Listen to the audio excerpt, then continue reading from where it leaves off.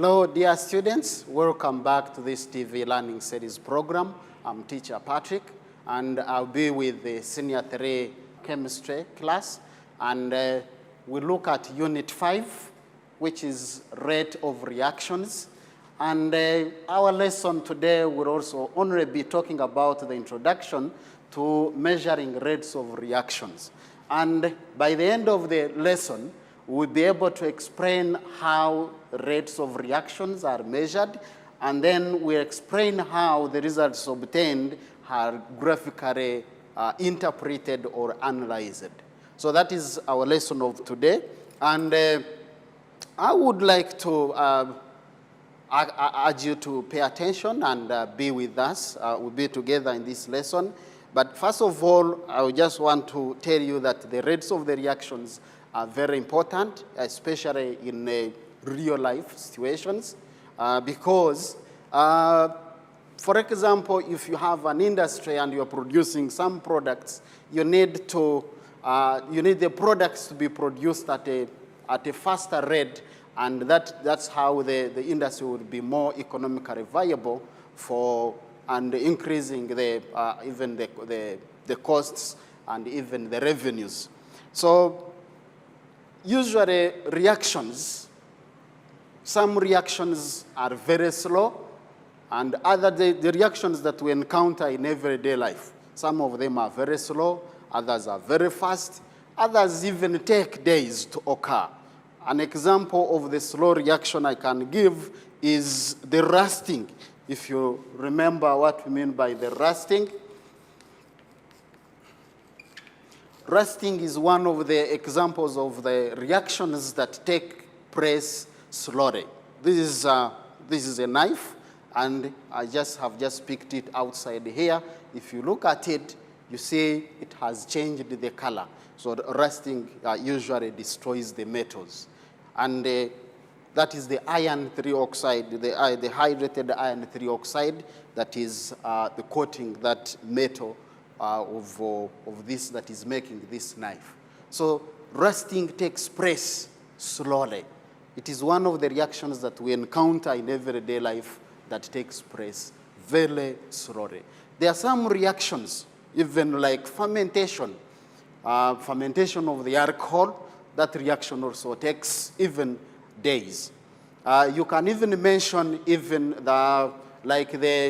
during the bakery when they are making bread, they have to add the sodium hydrogen carbonate, which is the baking powder that increases the size of the bread when it decomposes and produces the carbon dioxide gas, and then increases the size of the bread. That reaction does not take place very fast. So that is why sometimes even heating has to be employed during the baking process. So there are some of the reactions that take place very slowly. There are some other reactions. So we have mentioned rusting. We have mentioned the fermentation of alcohols. We have mentioned even like decomposition of sodium hydrogen carbonate in a baking process as some of the reactions that take place slowly. And so you can even mention some other reactions. You can think of other reactions that take place slowly. There are some other reactions that occur. They are even instantaneous. They take place very fast. And I'm just going to show you some of these reactions that take place instantaneously, or they occur very fast. So when we're talking about the rate, probably you can use the word either speed, which can be used interchangeably with the word rate, the speed of the reaction, how fast the reaction can go. And we look at the definition. So I just want to show you some of the reactions that take place very fast. And some of those reactions are explosive. So I just want to show you one of the explosive reactions that occurs very fast. So I'll have potassium permanganate here. This is solid potassium permanganate. I'll just mix it with a very little concentrated sulfuric acid. This is potassium permanganate.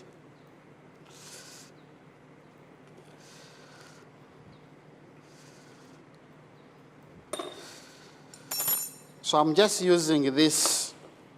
This is clay because it resists too much heat, so it cannot easily break. That's why I'm not using either the beaker. So I'm just going to add very little of concentrated sulfuric acid. Very little concentrated sulfuric acid. Just mix them together.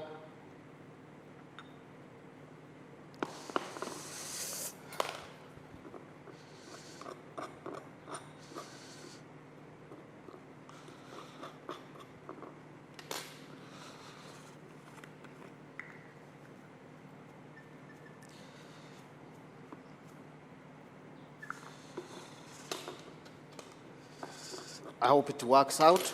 Sometimes these reactions are I hope this is the alcohol. I'm just going to show you that one of the reactions that are explosive. So that's what happened. That reaction is very explosive, takes place very fast, immediately. That is one of the examples that I wanted to show you.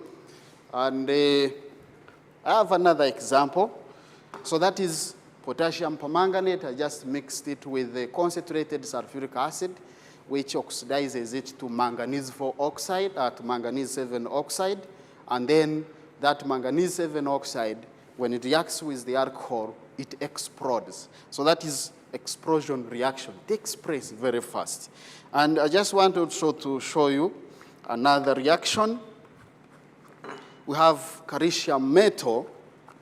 Calcium metal, so I just want to react this one with the very little dilute sodium hydrochloric acid.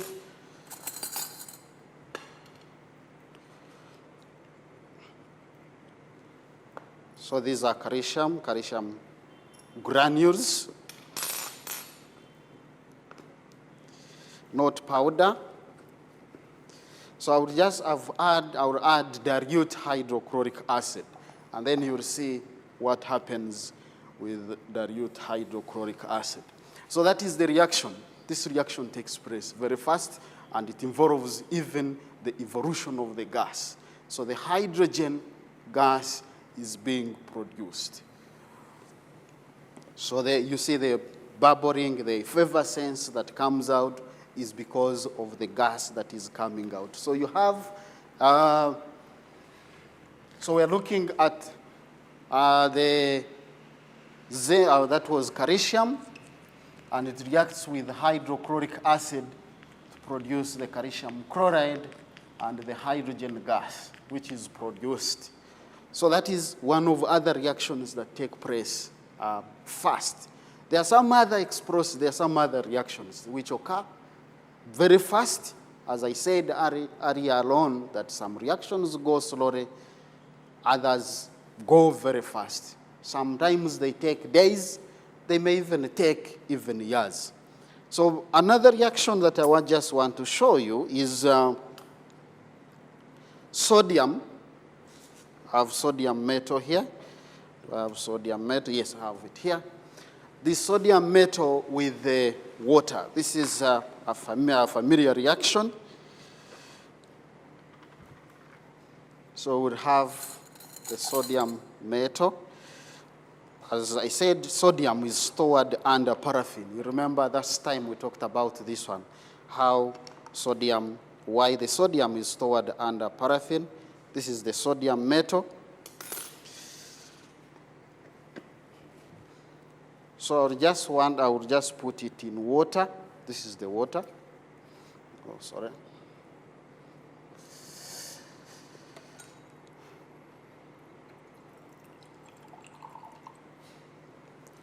So I'll get a small piece of the sodium metal. and I cut it.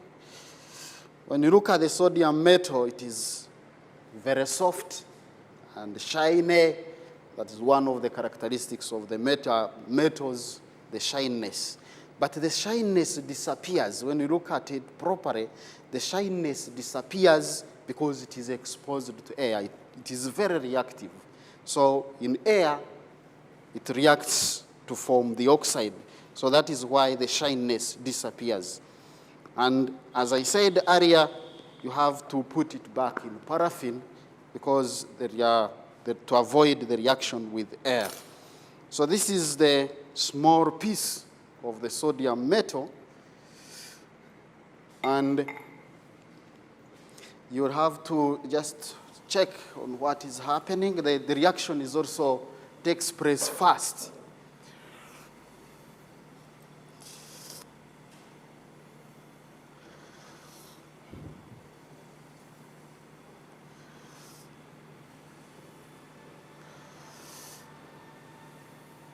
So that is the sodium metal.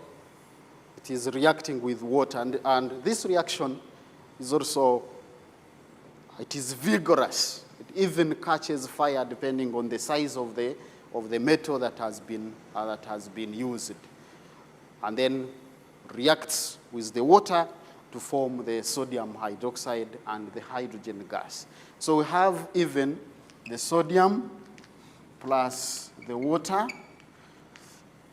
As these are some of the examples I'm giving that takes place very fast, and then this forms sodium hydroxide plus the hydrogen gas.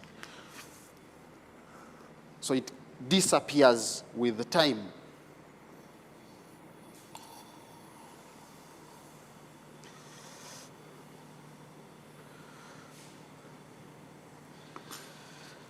So maybe another reaction that I just wanted to show you is the reaction. This is a magnesium ribbon.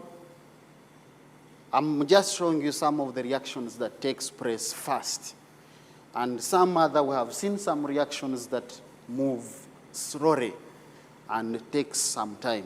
So we're having magnesium ribbon, and we're just going to put it on fire. This is the metal. So we're just going to see what happens as we burn this metal.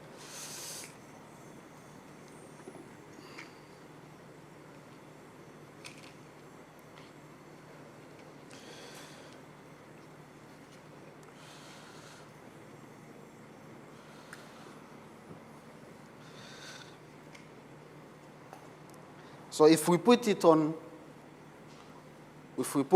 fire, our magnesium ribbon, what happens? So this is the magnesium ribbon.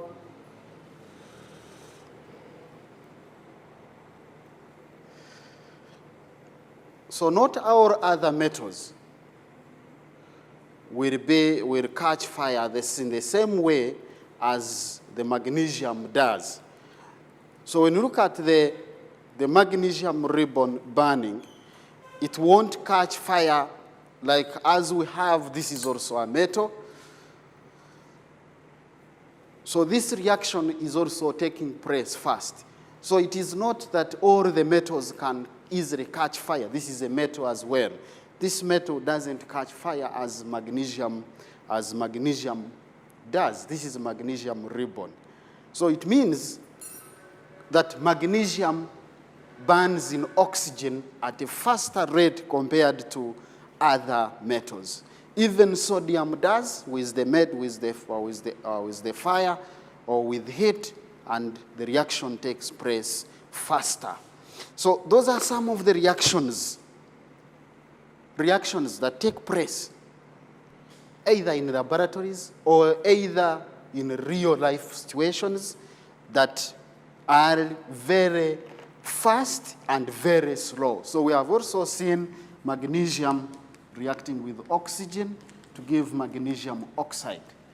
Remember the explosion reaction. There are so many other explosion reactions, but the explosion reactions are also dangerous to carry out. So we have to make sure we avoid those explosion experiments as much as possible. Where we had potassium permanganate, said we have potassium permanganate was reacting with the concentrated sulfuric acid,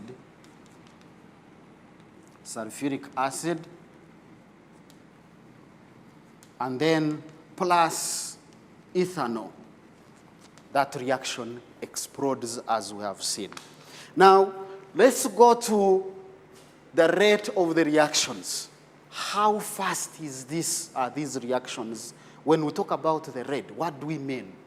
So the rate of the reaction tells us how rapidly the products are formed or are made from the reactants. We had the reactants. We have calcium, we have hydrochloric acid, these are reactants. We have sodium, and how fast are the products formed? The products that are formed is either the evolution of the gases that we are seeing or any other product. So how fast do the products form from the reactants? So usually the rate of the reaction is given by the amount of reactants used. That's how we can measure the rate of the reaction. So we need to know the amount of reactants used in a given time. So that's why the amount of reactants used per unit time. Or we can even measure the rate as the amount of products made or formed in a given time. The given time can be either in minutes, can be in, you remember we have said, some reactions take long, others are very slow. So for those reactions that take long, then that means the amount of products either per day or per minute or per year. Then we look at the measuring the rate of reaction. Now we have reactions that are taking place. Calcium and HCl producing the hydrogen gas. Now if it is producing the hydrogen gas, we can measure the volume of the gas. That is the volume of the product. Remember we said either the amount of product over a given time. So we have the hydrogen, the volume of the gas produced at certain time intervals. So if you have the zinc granules reacting with sulfuric acid or hydrochloric acid, they will produce the gas. Now, if they produce the gas, if you connect the syringe, then you can measure the time after 5 seconds. So after every 5 seconds, you record the volume of the gas that is produced here by this reaction. So that is at regular intervals. It has to be regular, either 5 seconds or 10 seconds, but the reaction has to be regular. That is number one. That is one way of how the rate of the reaction can be used. Using the product that has been produced, either the volume of the gas that is produced. Measuring the decrease in mass of the reactants. So if we had calcium and the hydrochloric acid, so we can also measure the decrease in mass of this calcium. That means after 5 seconds, we record the mass of calcium that remains. After another 5 seconds, we also record the mass of calcium that is produced. This is an example.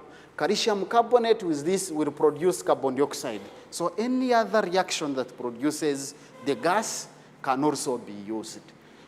So that is measuring either the mass of calcium carbonate that remains after regular intervals. Number 3 is measuring the time taken for the color change. I hope we'll look at this one later on. The color change, when sodium thiosulfate reacts with hydrochloric acid, it produces the sulfur. The sulfur is produced as a precipitate, and it is colored, sulfur is yellow. So how long does it take for the sulfur to form when sodium thiosulfate and hydrochloric acid is used? So we are using the color change in that sense. So how do we interpret these results? By the rate, we use rate graphs.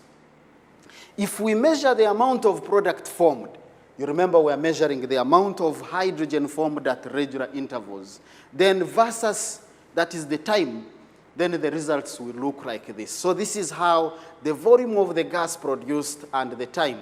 So you see, this is how the graph will go. So the gradient shows the rate of the reaction. This gradient here, it is showing the rate of the reaction. It is initially steep. When you look at this, it is moving like this. What does that mean? It's because the reaction is faster at the start. Even when you are looking at the reactions here that we are talking about, you would see the reaction starts very fast and it goes on slowing down. So this is what happens. Then the rate slows down towards the end. It is slowing down as reactants are used up. The gradient gets less steep. This is what we are talking about. At this level here, there is no more reactants. So all the reactants have been used up and there is no more gas produced. So that is eventually the curve becomes flat and the reaction finishes. So at this level, the reaction has finished, or the reactants have been completely used up. Number two, we are using the amount of product. We can measure the amount of reactants as well, used up, or versus time. The reactants will look like this. So this is the graph that we have to get. Mass of the reactants, we said measure the mass after certain intervals of time. Initially, the gradient is still steep when you start at, this is at the beginning. So this is very steep, and then it curves, it flattens off. The curve becomes flat when the reaction stops, because the reactant has been completely used. The same reasoning that we are using here. So how do you compare? Note, the rate can also be measured in moles per second. Here, look at this.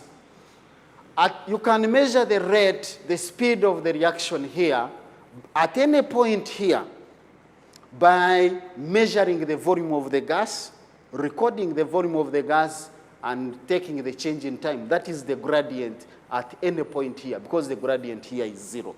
So at any point here, you will have the change in time, change in volume of the gas over change in time, which will be cubic centimeters cubed per second. How much of the gas is produced in 1 second? So look at these graphs. You have 3 graphs. We are just comparing, assuming the graphs are of this form. Which reaction is faster, blue or green reaction? So you have, this is blue, this is green. So which reaction do you think is faster than the other? This reaction here is faster than this. These reactions are the same, only that they are taking place at different conditions. How do you know these reactions are taking place at different conditions? Because they finish off, the reactions end at the same time. So they are leveling off at the same time. So that means these reactions, this blue one and the green one, are the same, only that these reactions could be taking place at different conditions, either of temperature or any other condition, as we'll talk about these conditions later on. So which reaction finishes faster? So when you look at, this is somehow obvious, when you look at this reaction, as this one is trying to move, so this reaction is finishing faster than this one. And of course, this one is the one that finishes least. Which two curves could be the same reaction happening? I think I've talked about this one before, because I've said these two are the same, of the same reaction, but occurring at different temperature. And different temperature means either low temperature or higher temperature. The lower the curve, the lower the temperature, and the higher the curve, the higher the temperature. So that is how we can measure the rates of the reaction. by using either the reactant, which is the reactant that is used up, or the product that is formed in the reaction. So the product that is formed can be either the gas, and if it is a gas in that case, you have to measure the volume of the gas at regular intervals of time. Either I've said the regular intervals can be either 5 seconds or can be 10 seconds. Maybe 5 seconds may be a very short time, but you can take 5 or 10 seconds and you record the volume of the gas every after 10 seconds, and then you will come up with the data. Now, when you come up with the data, we said that the data can be analyzed by using the graphical method. And that is either one of them, that is here we are measuring the products, the volume of the gas produced, and here we are measuring the volume, the mass of the reactant that is used up. And you remember we have said even the curve as the gradient, the rate can be determined at any point on this curve by determining the slope or the gradient, which would be the change in y over change in x, depending on what you are. So this one would be change in mass over change in time. This is change in volume over change in time. So you can get the rate at any point of the curve. I hope this is what we are supposed to look at today. But before I leave, I would want you to look at a simple homework that I've left with you, which is describe different methods that you can use to determine the rate of reaction. Draw a sketch graph to show how the reaction proceeds. Explain the shape of the graph at each point. You explain what happens depending on the shape. Thank you so much for watching and listening. Hope to be together in the next lesson. And the next lesson will be talking about the factors that affect the rates of the reaction. See you again. Bye-bye.